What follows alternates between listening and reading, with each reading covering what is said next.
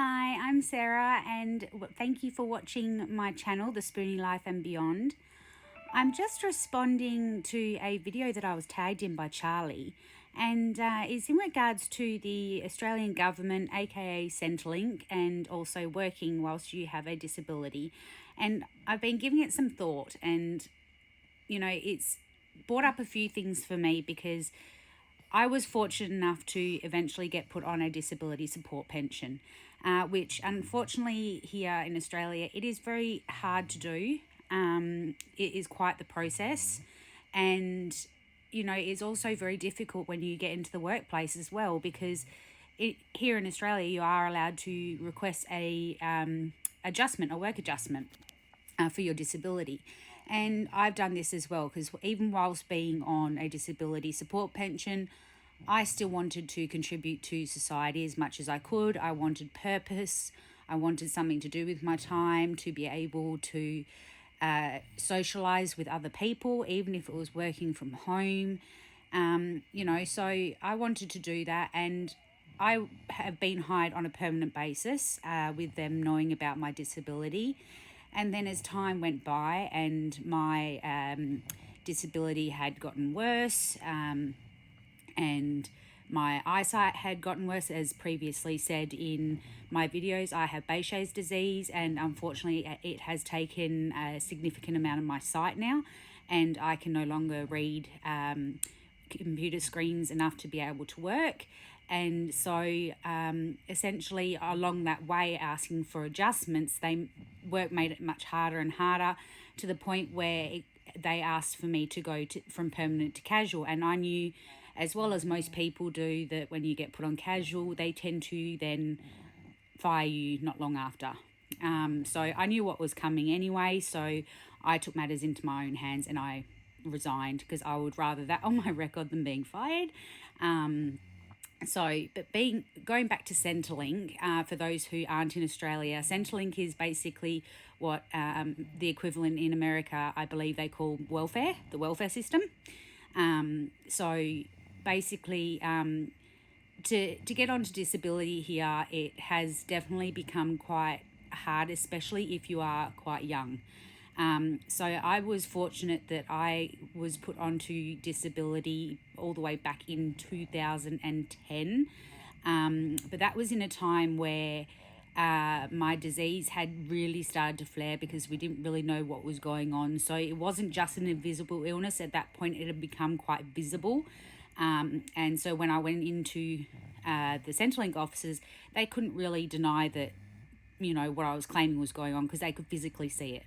However, had I have gone in, after I'd started my medication and things had started to clear up and it then became a invisible illness, it would have become much harder, because in the process of getting a disability pension, you have to continuously keep going in with medical certificates justifying why you haven't got a job. You have to keep applying for a job, then you start your job, and as Charlie said, you then get into that cycle of getting a job, then getting fired from the job, getting another job, getting fired from the job.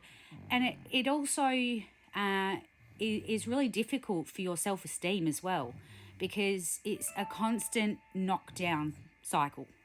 You're constantly being knocked down. So you're not just being knocked down by your work for being fired because of your disability, even though on the rare occasion you will find a company that is willing to do adjustments with you. A majority of them won't. If they can find a way to fire you, they will. And then it's a matter of then going back to Centrelink, and once again, it is a knockdown cycle. So you're kind of bouncing between the two. But what I did find, as well as what Charlie has said, is that as you get older, working with the Centrelink system is far easier.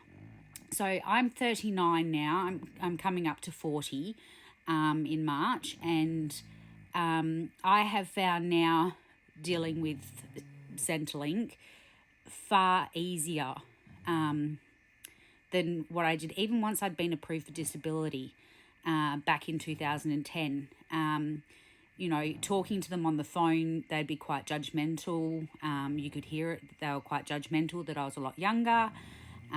Whereas now, if I speak to them, it's completely different. There's no questions asked. They don't double check into whether they need any extra documents from any medical teams or anything like that, just to double check that I actually need it, which used to happen when I first got onto disability, because I was a lot younger, and some of them, unfortunately, like I said, were judgmental and did query whether I actually needed it.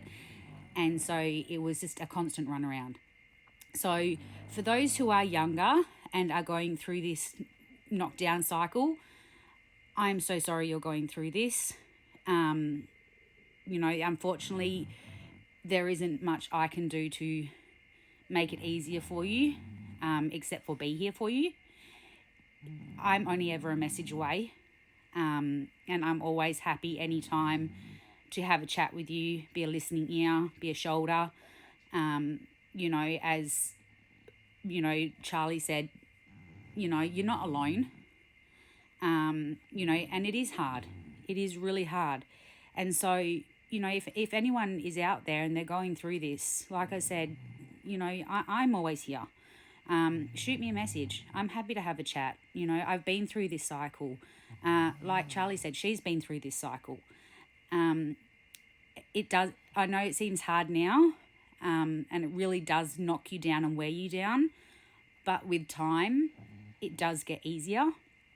Even though I know that's hard at the moment, because it's not helping you at the moment. So I just wanted to send some love and light out there. And I also wanted to thank Charlie for touching on the topic as well, because it is serious and it happens a lot. It happens far too much. And this is the purpose of this channel, is, covering invisible illnesses, which covers anywhere from mental health through to autoimmune diseases, through to addiction and recovery. There's so many things, and disability, and I know people that have very clear disabilities that honestly they've found it hard as well. And chronic illnesses with chronic fatigue syndrome, chronic pain.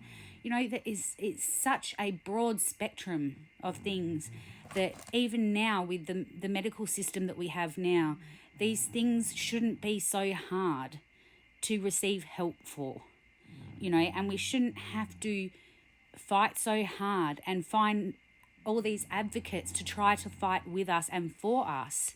It's not fair. And so, it's hard, and this is what we're here for, is to support each other. We shouldn't have to go through this alone. We shouldn't have to go through it anyway, but we shouldn't have to go through it alone.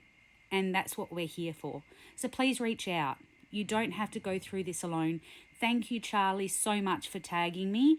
I really appreciate it. And I love the message you've sent out. I really do. I love the message you've sent out.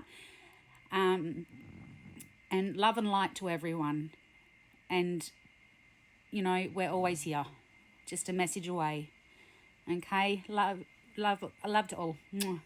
Like, share, and subscribe. Bye.